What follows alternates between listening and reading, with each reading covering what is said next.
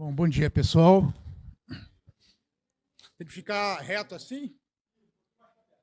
Tá bom, ok. Bom,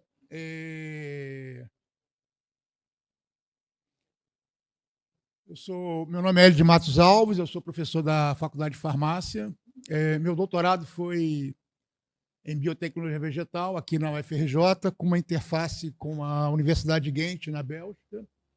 Fiz meu mestrado em fitoquímica na Universidade Federal Rural do Rio de Janeiro, sob orientação do professor Raimundo Bas Filho. O doutorado foi com a professora Dulce Eleonora de Oliveira, que depois ela se mudou para Ghent, na Bélgica. E a minha graduação foi na Faculdade de Farmácia, quando ela era na Praia Vermelha e Fundão. Eram os dois lugares ao mesmo tempo. Então, eu já sou velho, já. A Praia Vermelha hoje não tem mais nenhuma unidade desse tipo. Então, tive o prazer de conviver bastante. Aqui não tem Aqui é o Fundão. Eu gosto muito do Fundão, estou aqui desde 77.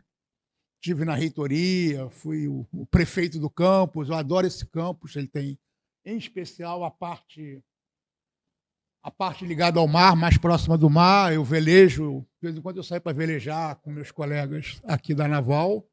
E é um lugar excelente para velejar e pescar. Eu ainda pesco aqui ainda curvina, e curvina bem saudável até. E tive grande prazer da Rural também. Aqui é o PQ da Rural, é o prédio das Químicas, é o campus, na minha opinião, mais lindo que eu conheço. Conheço Viçosa, o FMG. Eu considero o campus da Rural muito bonito. E aqui é a Universidade de Ghent, da Bélgica, uma universidade que tem 250 anos, né? Uma universidade tradicional, era o centro da Europa, né? Ghent, junto com Champagne, onde surgiu o sistema capitalista, e eles fizeram grandes mercados. Ghent tinha mais habitantes do que Paris em determinada época. Eu não trabalho com pirólise na bancada, mas eu escolhi esse tema porque eu tenho estudado, desde que eu vim para cá, com o IVIG, conversando com o Gilberto, devido à minha própria formação, eu adotei esse tema como objeto sempre de estudo, né? É o segundo seminário que eu trago aqui para o IVIG sobre a preocupação mundial que existe com medicamentos em águas residuais e potável. A literatura cada vez mais também está trabalhando com água potável. E é um grande problema, porque você descarta medicamento sem levar para o local correto. É um hábito, você coloca na lixeira e da lixeira vai para a terra. Mas a grande fonte dessa entrada de medicamento nas águas residuais passa pelo tratamento, e o tratamento que é feito nas estações de tratamento, ela retira metais pesados, mas não retira, os processos não retiram os medicamentos, e também na água potável ainda é a ingestão de medicamentos, né? Pela urina e pelas fezes, nossos medicamentos acabam parando nas estações de tratamento, é tratado, boa parte dele não é degradado, não só o medicamento, mas muitas vezes muito pior, que são os seus metabólitos, já que os medicamentos eles entram no nosso organismo, eles são degradados, são metabolizados principalmente pelo fígado, né? E aí pela urina e pelas fezes, se produz uma grande quantidade. É um alerta mundial, é impressionante. Do ano passado para cá, quando eu fiz o seminário, a quantidade, a literatura, eu ia colocar um PowerPoint aqui só sobre isso, como que a literatura está avançando. Muita literatura de bancada, muita coisa sendo feita experimentalmente. Eu não achei ainda nenhuma grande estação de tratamento que tenha essa preocupação. Há uma preocupação, todo mundo está preocupado, até aqui no Brasil também. A SEDAI está preocupada com isso. Claro, porque seus técnicos leem a literatura, né? Mas ainda não tem medidas efetivas. Existe tratamento, mas são de elevados custos. E aí você passa para a água. A água é uma coisa muito cara, em especial no Velho Mundo, na Europa, desculpa. Em especial na Europa. A água é muito cara. quem já morou na Europa sabe que quando você aluga um apartamento, o proprietário, toda vez ele vem conversar sobre água. Se você está doente, por que você toma banho todo dia, por que você lava, enfim, a gente tem que lavar a louça, muitas vezes tudo junto num balde, não pode lavar como a gente lava aqui. Nós lavamos aqui. A água é muito cara, porque na Europa não tem água à vontade. Né? A água do esgoto ela é tratada. Eu, quando morei na Bélgica, fui ver a estação de tratamento, você passa pelo canal, o esgoto, passa por lá, no final ele mostra o tratamento e te dá um copo d'água para você beber. Aquela água que você bebe, ela é uma água que vem tratada do esgoto. Então, é uma preocupação. Aqui eu listei alguns medicamentos muito utilizados, né? Aqui tem anticoncepcional, diclofenato, que é um bom anti-inflamatório, dipirona, amoxicilina, coloquei aqui. E eu coloco aqui sempre umas referências, depois o Gilberto deve disponibilizar, vale a pena, porque 40 minutos, 30 minutos, sei lá quanto tempo eu vou falar aqui. Você me avisa, quem é que pode me avisar? Com 30 minutos você me avisa? Tá bom? Eu tenho a tendência, que nem o Brizola, vai falando e vai tocando. Tá? Aqui tem umas referências que eu acho legal todo mundo baixar para poder a gente olhar. O Gilberto, no primeiro, na conferência dele, ele foi falando dos grupamentos. Ele até fez uma análise super bacana mesmo, porque a gente pendura no biochar as moléculas, né, e não analisa muito. A microscopia de varredura, né, os diversos tipos de microscopia, cada vez mais você vai olhando as cavidades e não é simplesmente uma cavidade. Cada vez mais você vai aprofundando quimicamente, estudando, né? Mas os grupamentos funcionais que você encontra são excelentes para quem gosta de química, né? As interações pi-pi, as ligações catiônicas, pi-pi estrela, né? Os grupamentos funcionais, aqui está para ver as hidroxilas principalmente, que você, aqui no caso para cafeína, né? O ibuprofeno, tetaciclina, os antibióticos, né? Para esse antibiótico aqui, que é a levofloxacina, que aqui quase não se utiliza no Brasil, mas essas interações que você tem permite eles fazerem o processo excelente do biochar, que é o processo de adsorção. Você tem um processo de adsorção, adsorve, você trata a água, você pode aproveitar, em geral, a boa parte dessa literatura que eu fui lendo, você pode utilizar de 5 a 8 vezes o carvão ativo para fazer a bancada tem sido excelente, não sei, tem que ver na prática, com bom índice de recuperação, chegando a 80% a 90% de recuperação desses medicamentos e seus resíduos nas águas residuais. Então, é excelente essa técnica. Opa, voltei. Então, por exemplo, para vocês terem uma ideia, aqui nós temos o paracetamol, que é o Tylenol que a gente utiliza bastante. Aqui está a molécula dele, né? Ele sofre processo quando você ingere, ele faz a injeção por via oral, ele sofre no fígado processo de glicosilação, glicosilação, tá? Ele vai ficando mais hidrofílico, né? Que está a molécula da glicose, ele vai produzindo metabólitos, diversos metabólitos.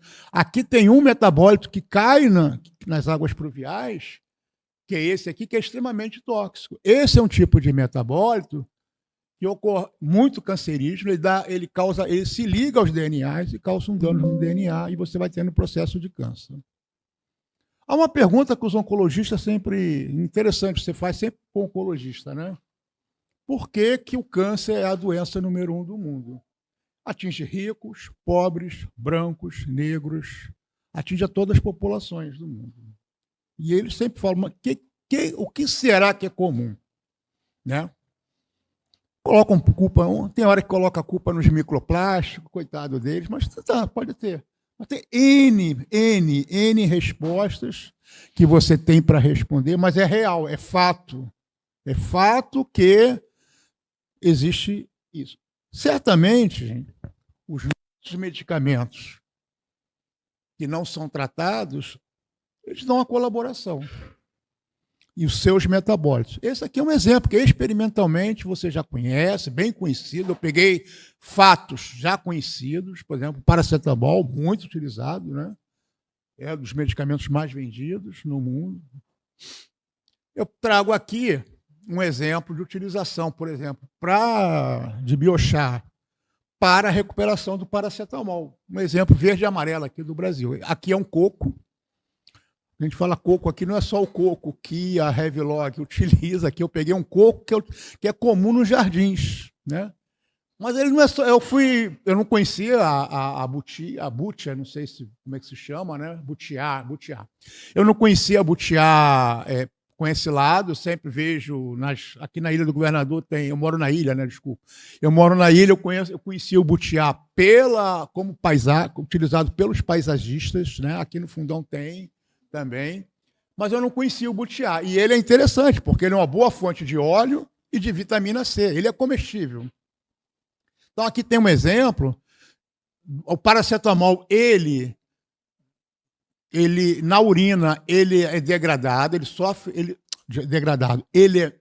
sofre uma metabolização, ele é glicosilado, já mostrei para vocês, né?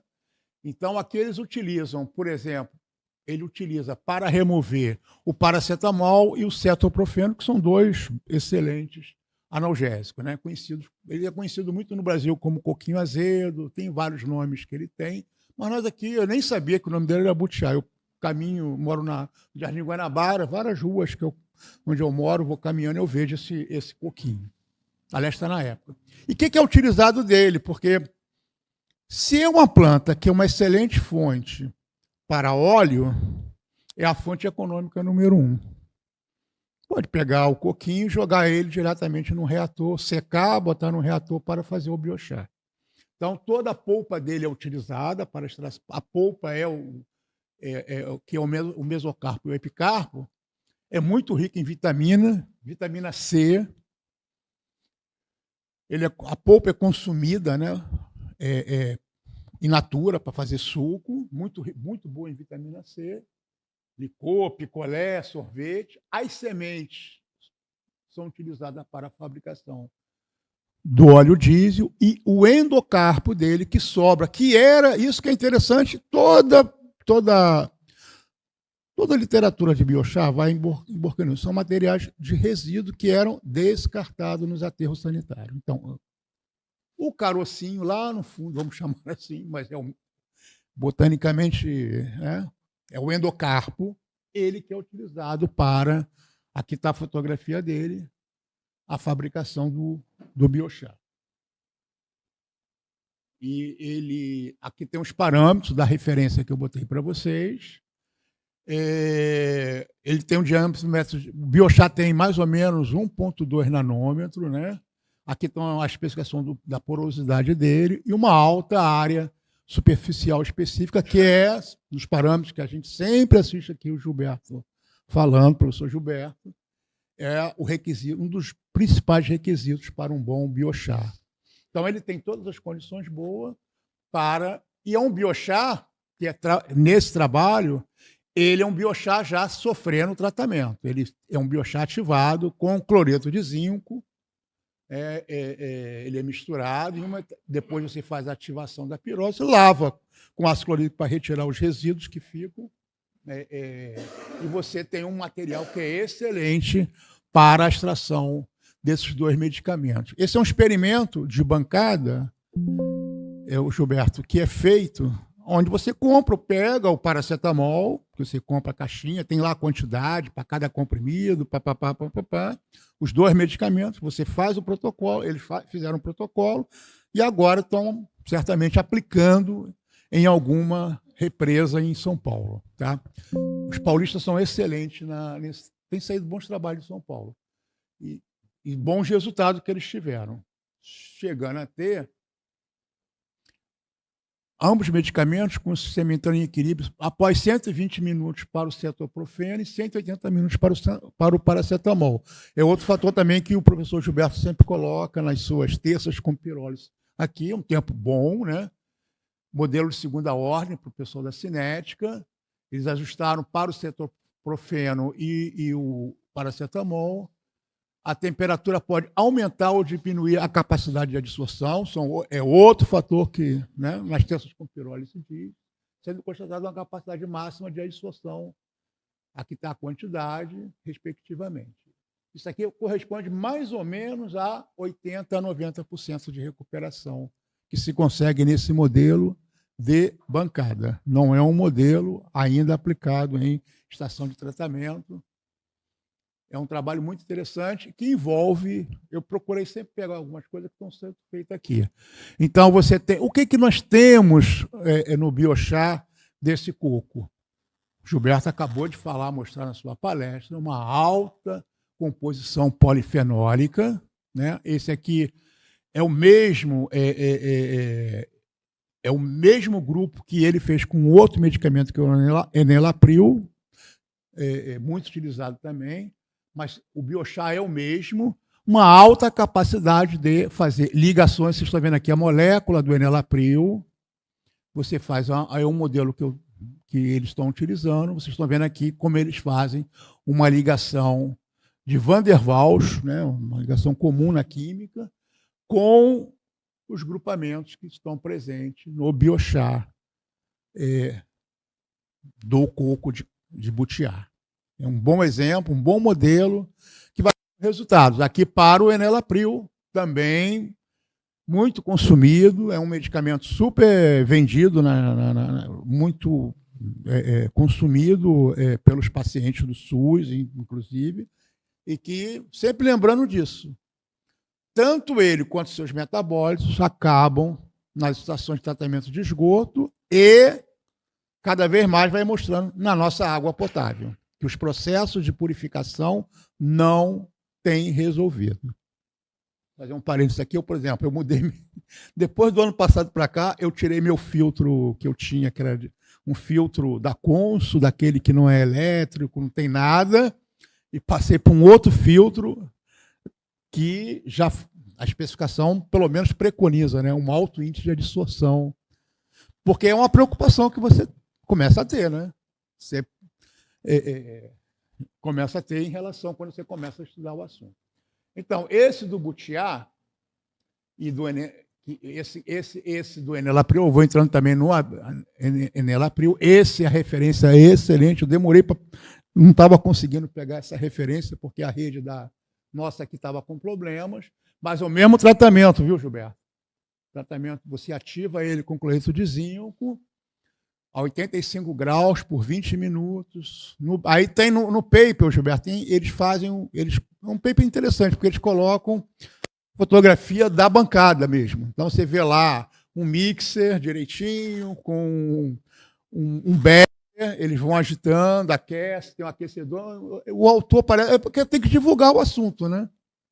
Então, a revista até aceitou, e super bacana. Depois faz uma pirólise a 600 graus por 30 minutos. É isso, Gilberto falou, frisou bem aqui na palestra dele. Não há... Ele gosta de 450 graus, mas não significa que ele só vai trabalhar com 450 graus. Então, você pega trabalhos com 350 até 600 graus. Nesse caso aqui, ele foi para 60 graus, fez a pirólise. Esse material, não vamos esquecer, lava com ácido clorídrico para poder você tirar os resíduos que ficam da interação, né? E aí você tem um biochar ativado.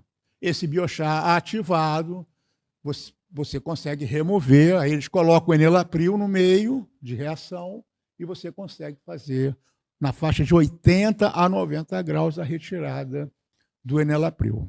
Tá? Então, ótimo. Podemos eu não utilizo enalapril, mas a gente pode dormir com tranquilidade, porque a água que você vai beber, pelo menos você não está contribuindo. Mas é isso. Essa é a questão ambiental chave que vai... Porque todo mundo foca nos microplásticos e esquece que nossa água que nós bebemos no dia a dia... Então, essas são as proporções. O Gilberto, depois era pegar as referências, né, para você... Mas todos eles a 600 graus com a proporção. Então, essa presença dos grupamentos hidrofílicos, isso é, bastante polares, permite fazer a interação. Boa parte dos medicamentos precisam ser, porque são por via oral, circulam no nosso organismo. Nosso organismo tem boa parte dela é de água, então você circula e esses medicamentos são ótimos para você fazer a remoção, porque esses grupamentos de medicamentos são todos eles. 99% de enalapril. É um bom... Agora, é a bancada. Resta saber quando você for para uma estação de tratamento pequena, pega pequeno, tipo essa aqui que tem olaria, por exemplo. É em olaria que tem uma?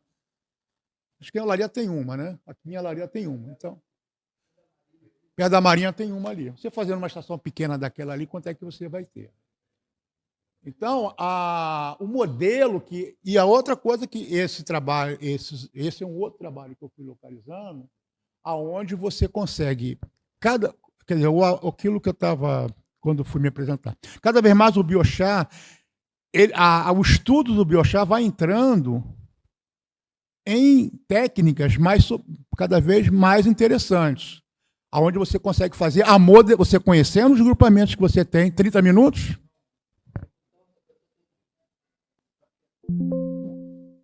Quanto mais você vai se aprofundando na microscopia, conhecendo a microscopia, nós podemos fazer simulações, modelagem molecular. Você consegue, se você tem a estrutura do biochar já bem conhecida, você pode fazer a modelagem molecular do material que você quer fazer a dissorção. Então, assim, há uma coisa que eu, quando cheguei aqui, para mim, biochar era colocar na panela de pressão. O Gilberto falava que podia ser ativado ou não, mas a gente não enxergava muito. Quer dizer, você tem não somente cada vez mais ativação, mas o conhecimento mais profundo dessas cavidades. As porosidades, elas são muito importantes. As grandes, elas permitem a entrada nas microporosidades do que você quer absorver. É mais ou menos, para nós que gostamos de química, né, temos a química como ferramenta, um pouco parecido do que nós tínhamos na química da sílica, na química do silício. A química ela aproveita um pouco da vibe, né, da experiência que nós tivemos na química, né, da química do silício. Então, os cálculos teóricos, você consegue já fazer uma predição cada vez maior. Esqueci o nome dela, ela foi falando aqui das técnicas de infravermelho, da Mariana, né? Então, nós temos ferramentas muito simples, né? Como a reação de ultravioleta. Você, por ultravioleta, você consegue vendo o decaimento no seu meio. Você tem um medicamento X no meio, você, por técnica de ultravioleta, ela vai decaindo e você vai observando a dissorção deles no biochar. Técnica muito simples, espectrofotômetro está barato, R$ 2.500.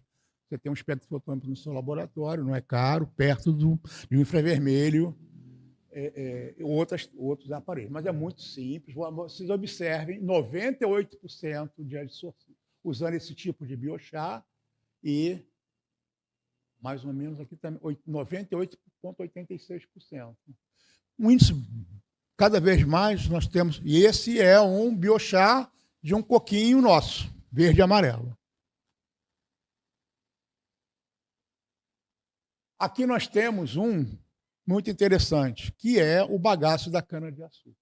O Gilberto estava falando aqui do caminhão que foi embora, que veio para cá, e eu falei, poxa, não é possível que o Brasil, tendo uma boa biomassa de cana-de-açúcar, né, o Brasil tem uma boa biomassa, um dos maiores produtores, o Eike Batista agora está produzindo a chamada supercana. Ele captou 500 milhões de dólares no mercado, ele vai fazer uma supercana. O que é a supercana que ele vai produzir aqui em Quissamã? Já conhecida, tem 20 anos de pesquisa, tem uma patente, a empresa quebrou, faliu, né?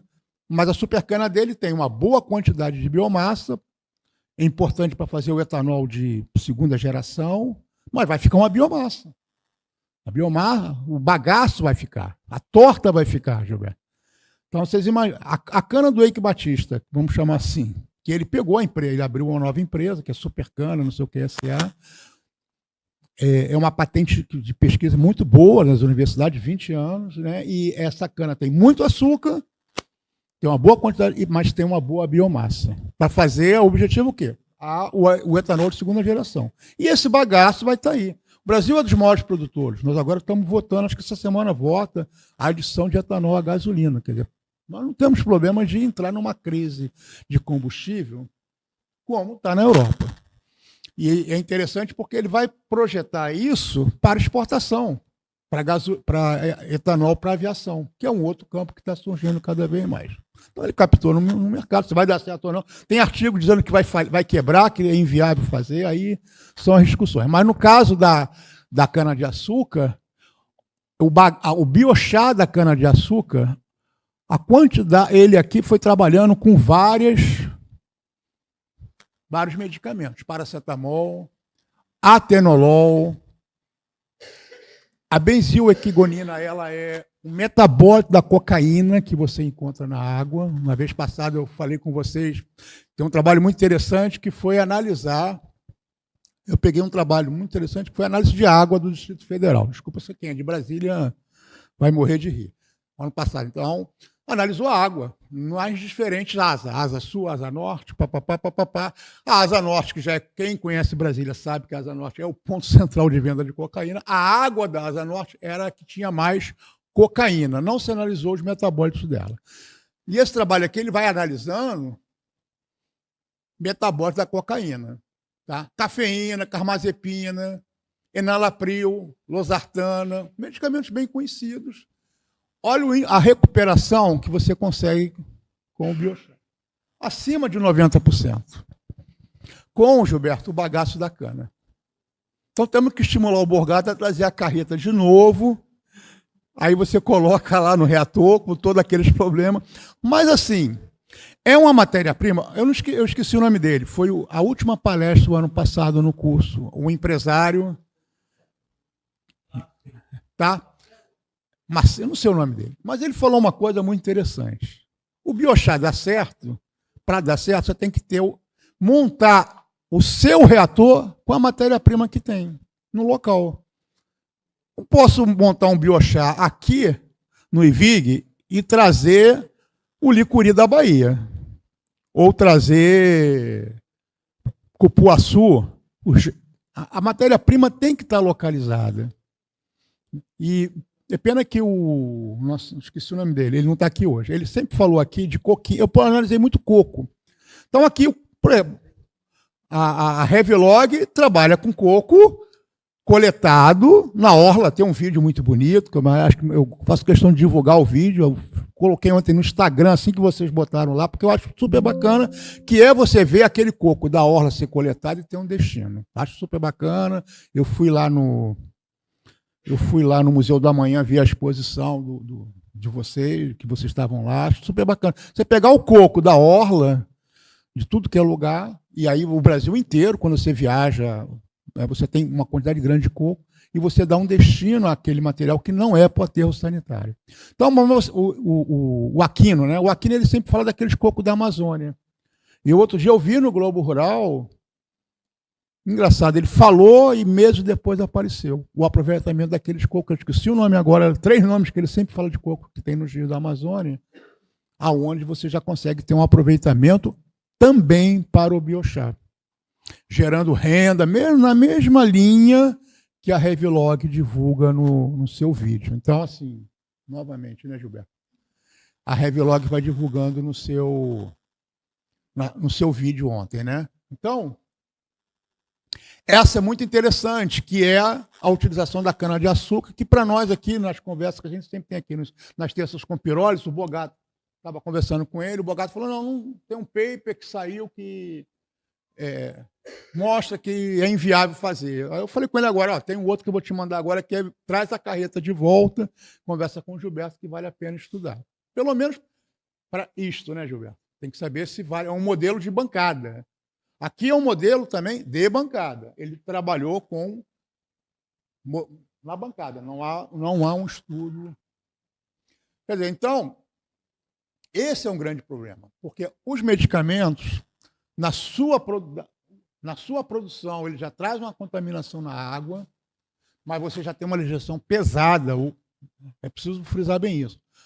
A legislação ambiental para as indústrias farmacêuticas são pesadas em relação à sua água final.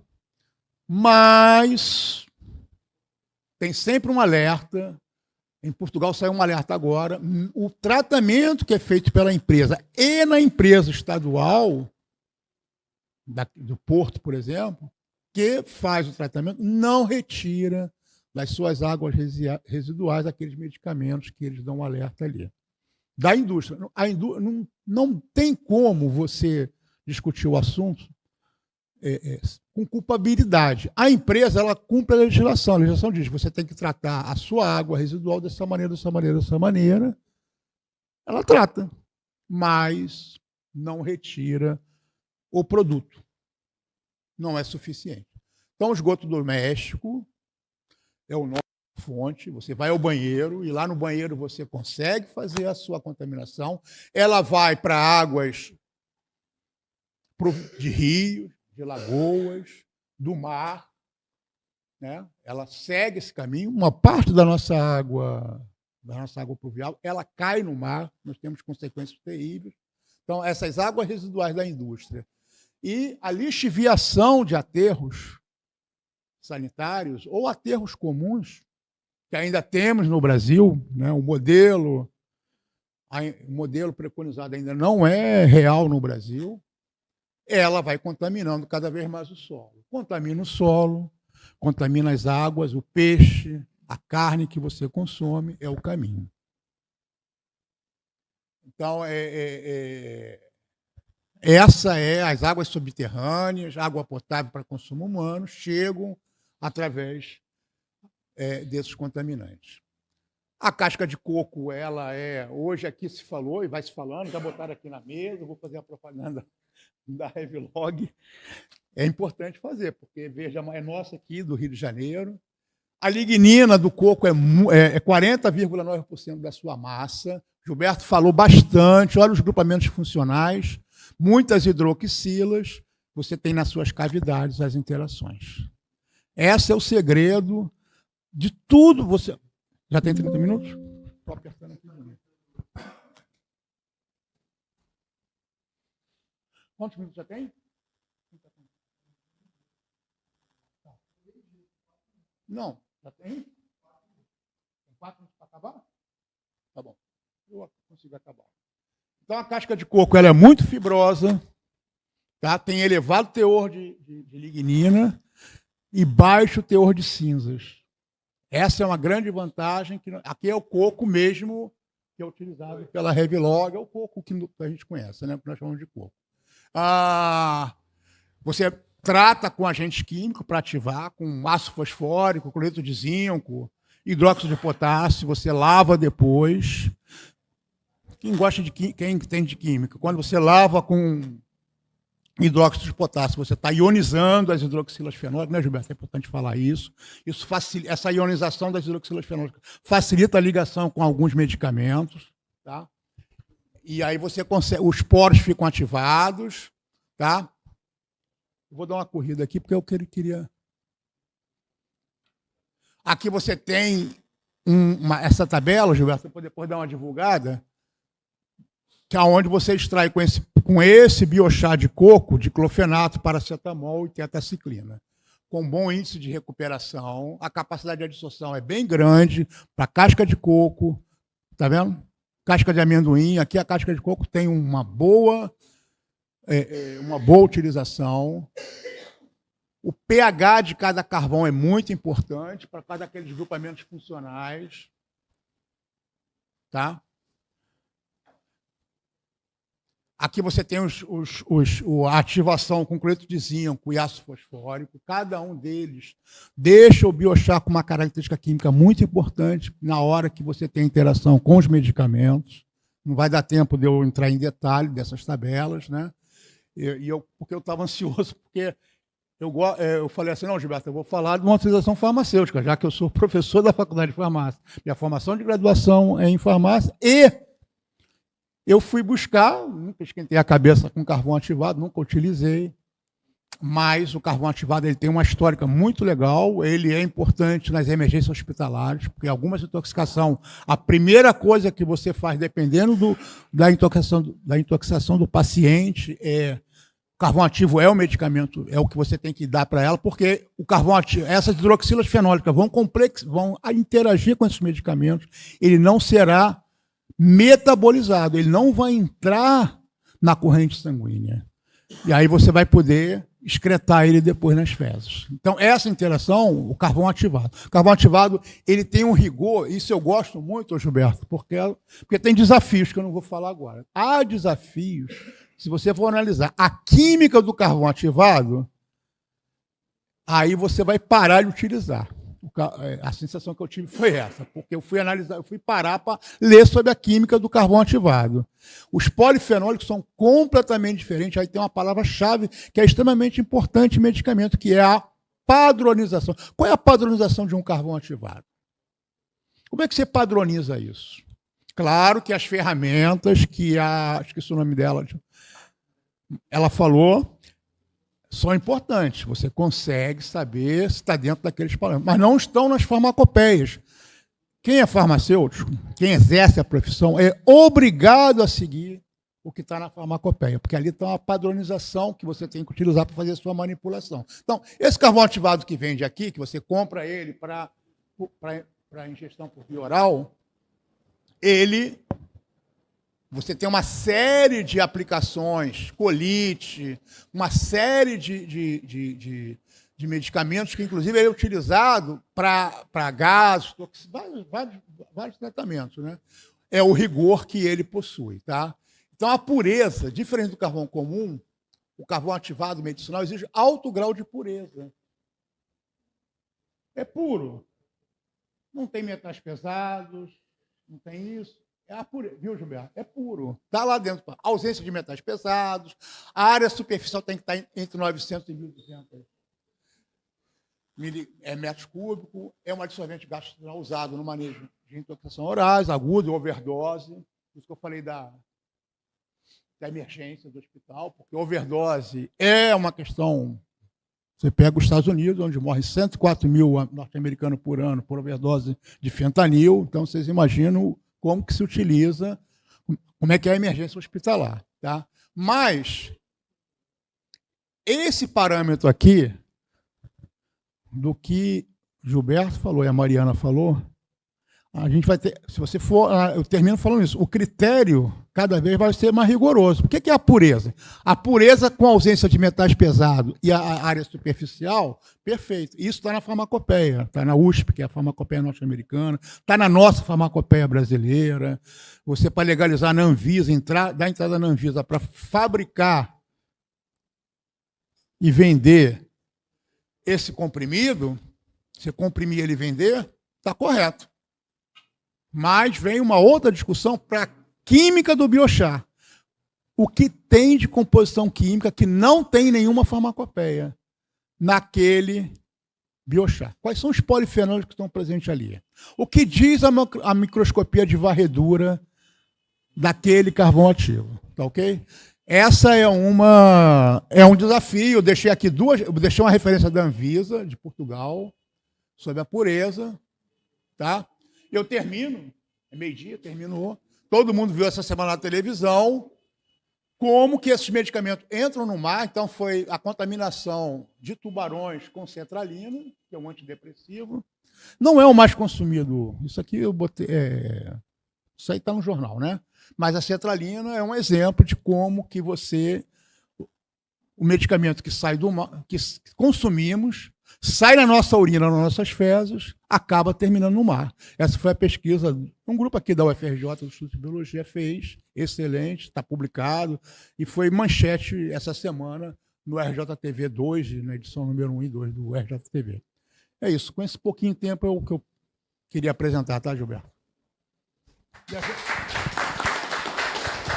E depois, eu acho que depois o Gilberto vai disponibilizar os PowerPoint, aí tem as referências para a gente ler, e no Terças com Pirose, depois eu vou me propor para o Gilberto a gente fazer um seminário específico sobre alguns desses assuntos.